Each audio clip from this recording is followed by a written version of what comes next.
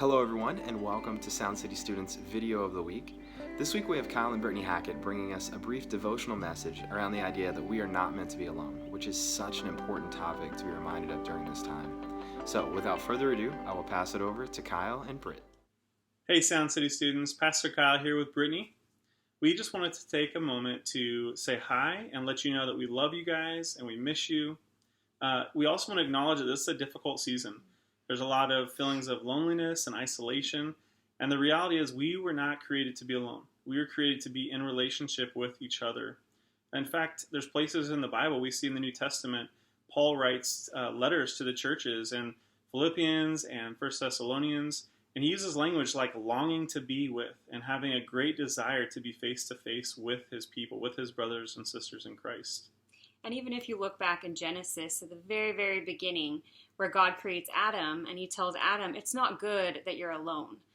And even if you look at the Trinity, right? Like God in three, he's with fellowship within himself. And it's again, we're not meant to do this alone.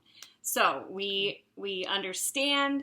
I think we're feeling normal things that we're supposed to be feeling, but it's still really hard to process. So we wanted to encourage you guys in 3 different ways.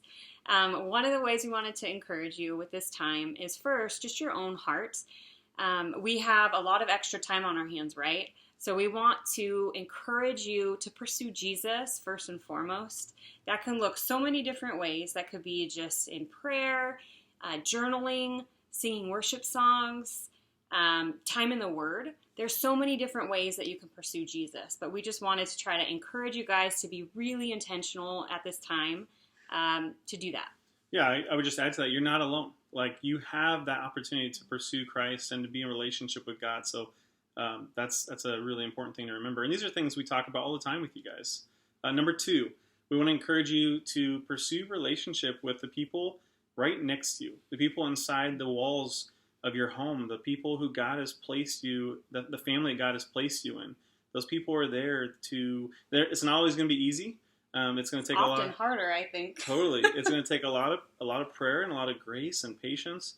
But how can you pursue your family in this season? How can you really try to love those people that God's placed right next to you in this time? Yep. And then thirdly, we wanted to encourage you guys to think outside of your home. So how can you reach out to people even in your neighborhood, right? Like, you could see if a neighbor needs help. Obviously you got to social distance, right? But, maybe your neighbor could use some milk or a roll of toilet paper. Bake some cookies for them. Yeah. You could send a card to somebody, extended family member.